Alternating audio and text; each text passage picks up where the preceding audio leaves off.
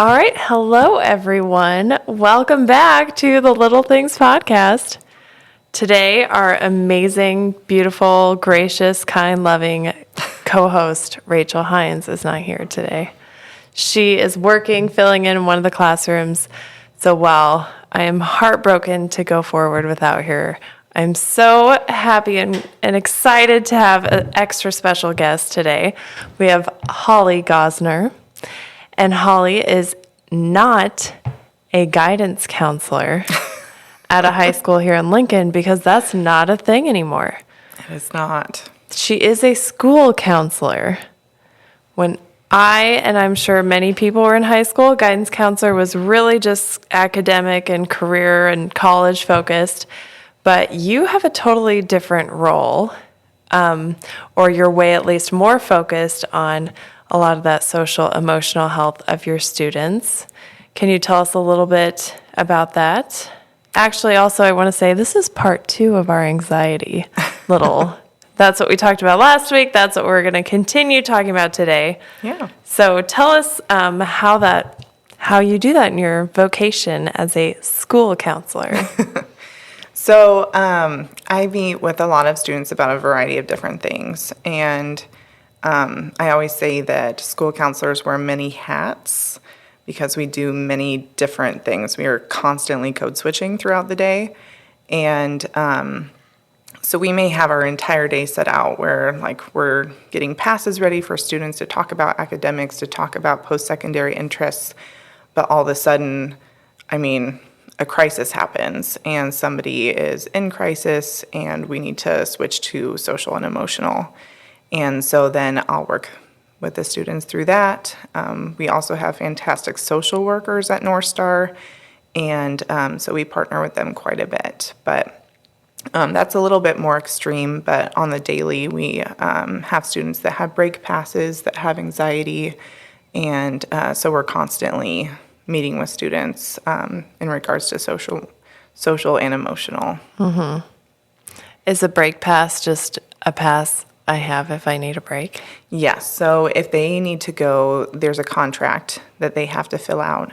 And so if they need to go to the counseling center, sometimes when they are triggered during class, talking is very difficult, or having all that attention on them is difficult. So they'll just hold up the break pass for their teacher to see.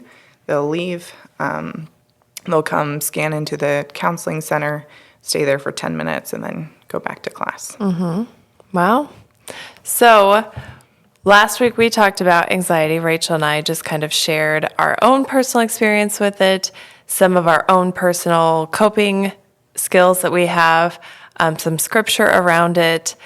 And now we want to talk to the expert. You are in the thick of it. Every day you see this. And so but Rachel's not here, just have some questions of what anxiety looks like in youth. So how about we just start with that one? It looks different for every person, right? It truly does. I honestly think that everybody has anxiety in their own way. Except apparently Scott doesn't, which is what he told us last week. I'm like, what the heck? Yeah, okay. And honestly, all it is the way our bodies react to stress. That's the best way that I can explain it to my students and to my parents to because as soon as they hear anxiety, they're like, oh my gosh, we're not normal. Or, oh my gosh, there's something wrong with me. I'm like, no, that's not what it is. It's just how we react to a stressful situation. And so some students react mildly. So it's mild, moderate, severe. They may start bouncing their leg a lot. Their whole body starts to move. They may start sweating. It could be a variety of things. Moderate might be more like the break pass, where they're still kind of learning some coping strategies, which we encourage during that break time is for them to work on it. And then severe might look more like they're scared to come to school, so they're constantly skipping because they have social anxiety.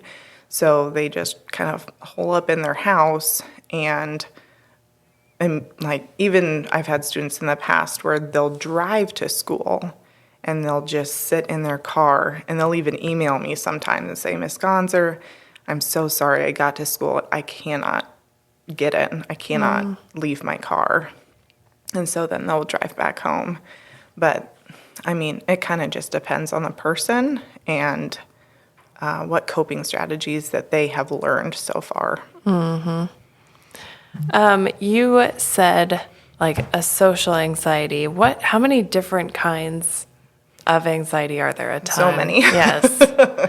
What is the most common, do you think, and especially in youth and children? Honestly, just mild anxiety is the most common. And those are your everyday. I mean, I have anxiety. Like, time is my biggest thing. Like, I cannot be late to things. Otherwise, I get a little angry with people. Let's put it that way. Where I can like snap a lot faster. My patience is very thin. And so I kind of have to go through my own coping strategies to make sure it's okay. You're going to be fine. So I think that is the most common one that a lot of students go through. And I think that's why a lot of people don't think it's a thing or don't think it's an issue, because a lot of students already have some coping strategies that they use. And we all have like to get to adulthood, we've had to learn something, and probably some coping strategies are healthier than others. Right. Or more effective than others. Right. What have you found to be effective with your students as far as coping mechanisms or coping skills? So a couple that I personally use for myself and a couple that I teach to my students. So when they come to see me, and it could be for a variety of reasons. So for example, I have a student who went through a traumatic event earlier this year, and she already had anxiety. And so now it's just kind of in between that moderate to severe anxiety, where it used to be moderate. And so we have been working quite a bit on the 5-4-3-2-1 technique, and I have it with me because I can never remember. So these are your senses. And so for me, like if I'm running late in the morning, I'll do this in my car. I'll just do it out of order because I can never remember. But 5, you look at 5 things around you. I always tell my students to look at 5 things that make you happy. So for me, it would be like, I'm looking at the clouds, I'm looking at the sunrise, I'm looking at amigos, like whatever makes me happy that I can see. 4 are 4 things you can touch around you. I always encourage to try to look for different textures. 3 is 3 things you hear. 2 is 2 things you can smell. And then 1 is 1 thing you can taste. And I explain it because they're so focused on their senses and looking around and looking at things that are positive and that make them happy, that their heart rate slows down. And because when you are very anxious and you're triggered, your heart rate is going very fast and very rapid. And so getting it slowed down is kind of the key to helping them breathe a lot easier. And then the other strategy I use is called square breathing. And this is a great visual. They have they have like YouTube videos, and other websites have it, where it's simply just like showing you how to inhale, hold it, and then exhale. And it usually has really soothing music, and it just kind of puts you in a really positive, calm place. And it gets your heart rate to slow down when you're so fixated on your breathing. And honestly, I use that one on my kids, even if they're really upset about something or really anxious about something. And we do it together. I never have them do them by themselves. We always do it as just me and them, whether it's my kids or my students. I love these things, and we kind of said this last week too, because both of these strategies are totally free. They're with you no matter where you are. Absolutely. And it like God has built us with these things. Like taking deep breaths is the most simple thing, and it is something we do all the time without thinking of it. Right. And it's like God gave us that way to just calm our bodies and to get focused and grounded. And doing all of those senses, again, just how God has created us to be present and like focused in the world and not caught up in space and in my brain. Right, And that's, right. yeah, that's really 'Cause cool. There's so many things when you're having a panic attack or whatever it may be. You're thinking all these, it's called negative self-talk. And you're just constantly thinking about it and telling yourself, like, this is so bad, you are not good enough. Like, just constant self-talk, and which increases your heart rate. It increases, like, all the bad things that are happening with your body that are making you uncomfortable. And as soon as you just get that breathing down, then the positive self-talk comes back, and it's just a whole different story. And it's pretty cool to see a student or my own child going from one degree to the other, just from breathing. Yeah, that is pretty incredible. These are healthy coping skills.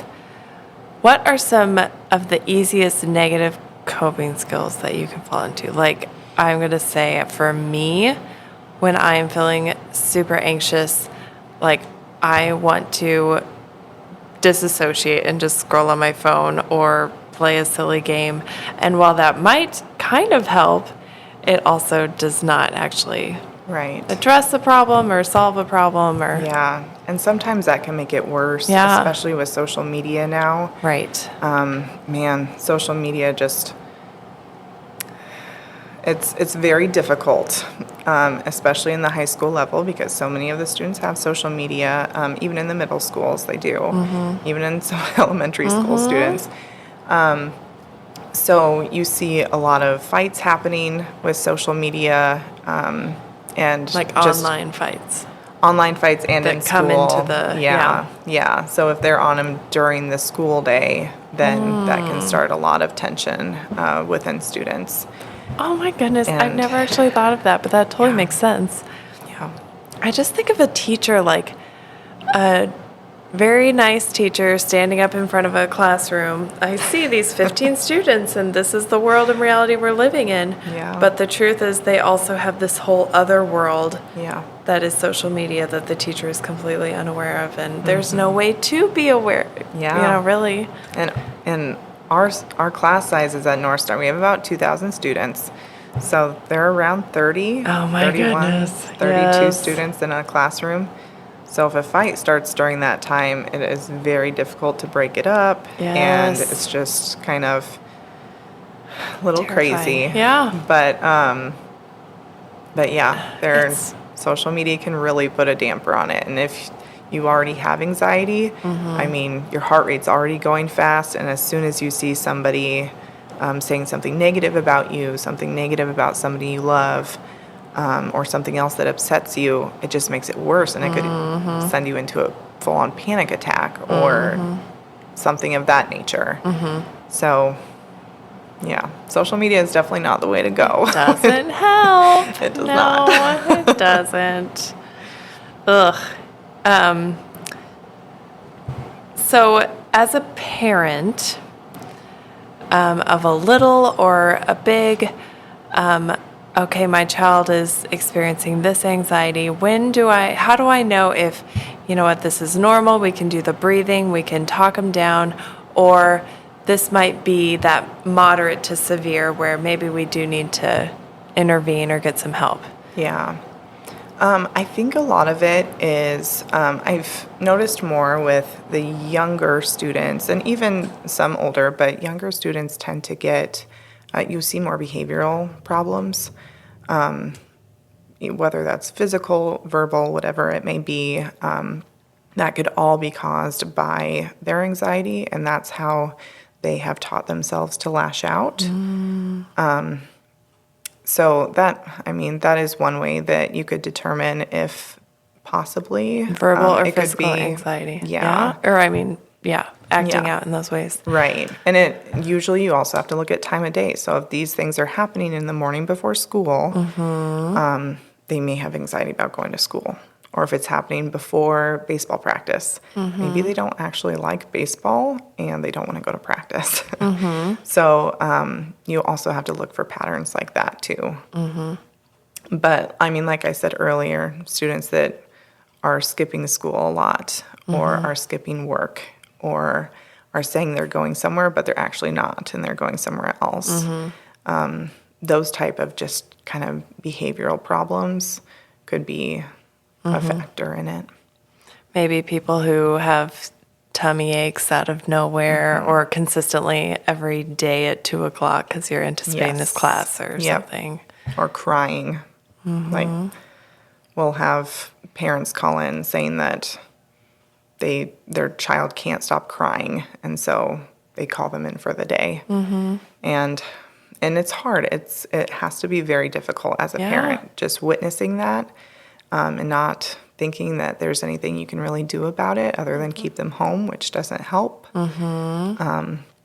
That's usually when you have to take next steps to provide help for them. So what would those next steps be?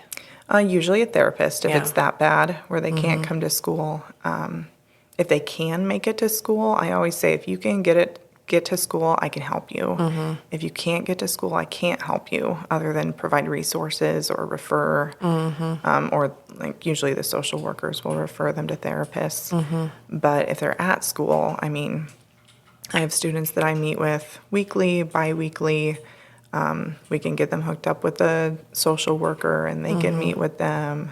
We also have services that come into North Star, like therapists. So we could get them referred to that as well, as long as we have parent or guardian consent.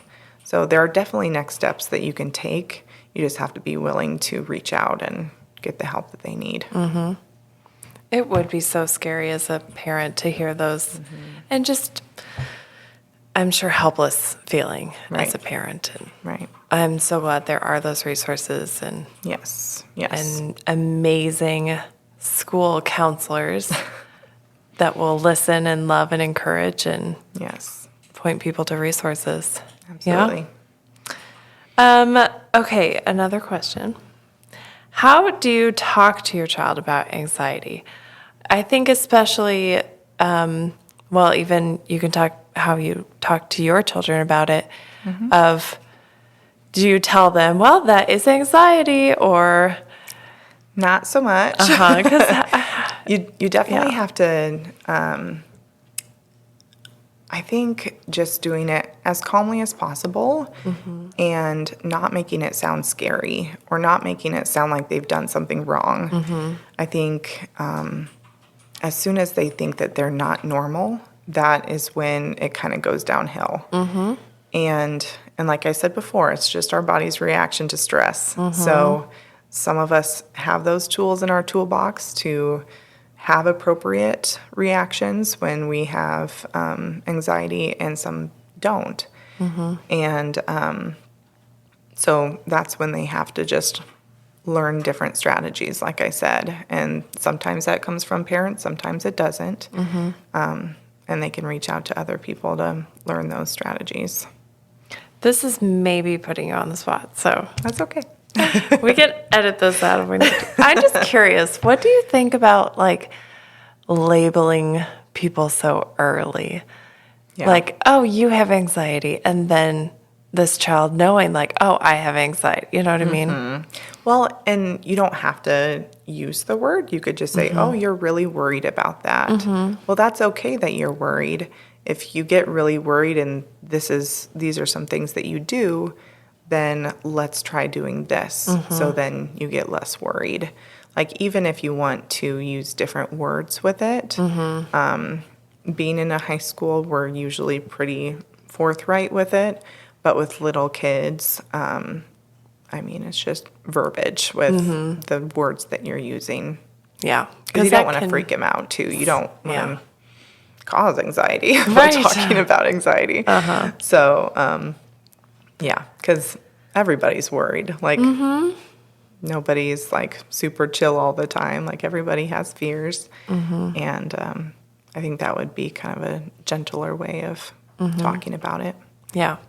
And I like that you said normalizing it, and because it is so true. And we kind of talked about that last time with how often is anxiety or worry or afraid talked about in the Bible so many times.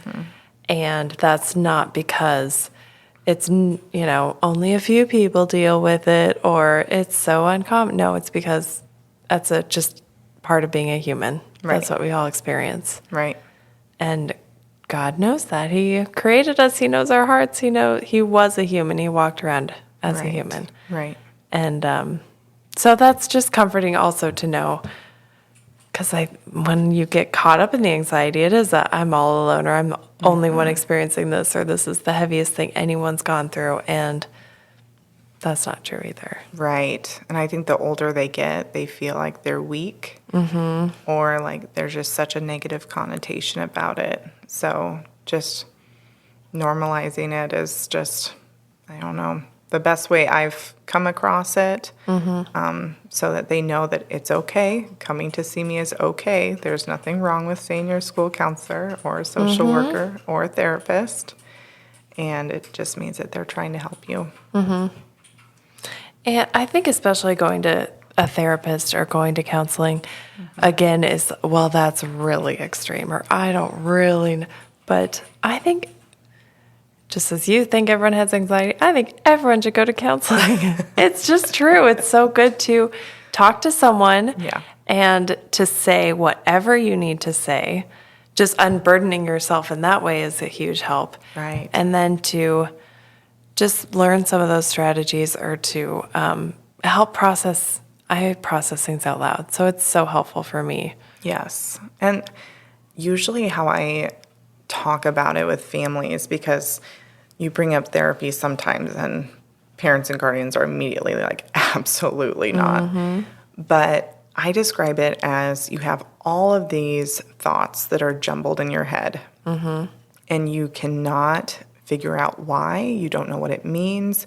And so it just keeps getting jumbled. And it's like kind of taking all these files and throwing them in the air and everything's just scattered everywhere. That therapist is picking up the files, putting everything back together and handing it to you. And it's all making sense. Like they're taking the jumble and they're making like a little puzzle out of it and presenting it to you with coping strategies and with ways to just make sense of the jumble.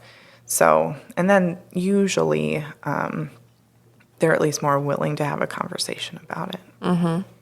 That is such a good way to describe it. I like that.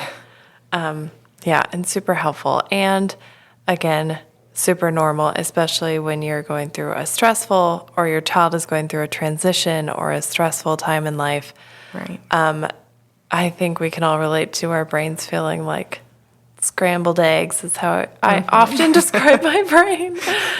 And then it's just helpful to, let's put these pieces together. Let's take some deep breaths. And Right. That's awesome. And it's so important, if you're a parent or guardian, to do it with them.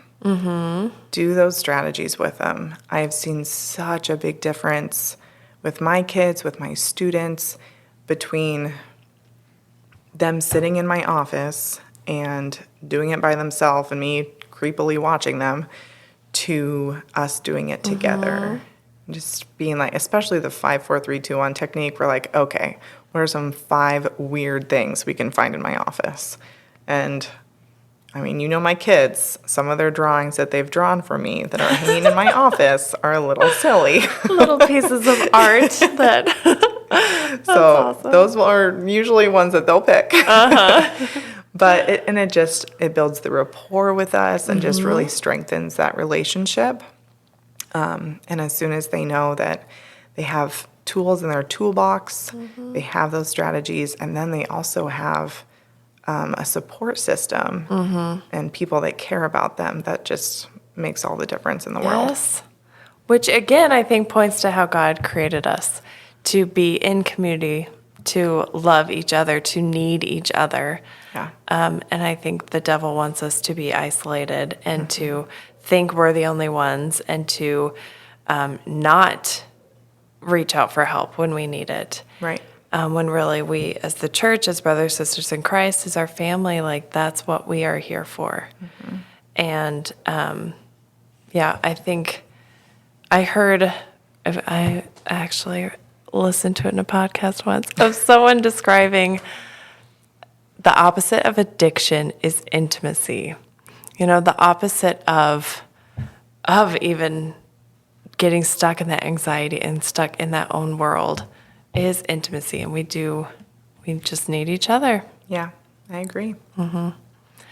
Holly, on this podcast, we talk about how little things can make a big difference. And I know you, as a school counselor at North Star in Lincoln, do so many little things in a day.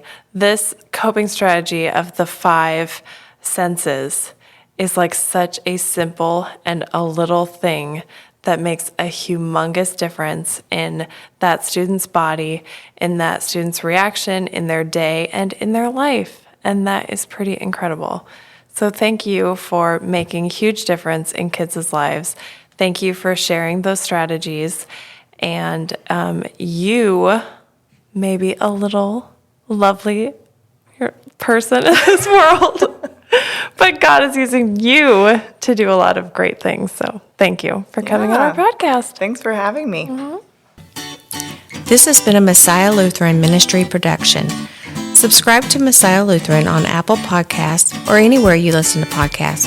You can also find our worship services and our Sermon Extra podcast by searching Messiah Lincoln on YouTube. Make sure you like and subscribe so you don't miss out on any of our content. If you'd like to know more about Messiah Ministries, visit messiah.us. We'd love to hear from you as well, so please email us at littlethings@messiah.us.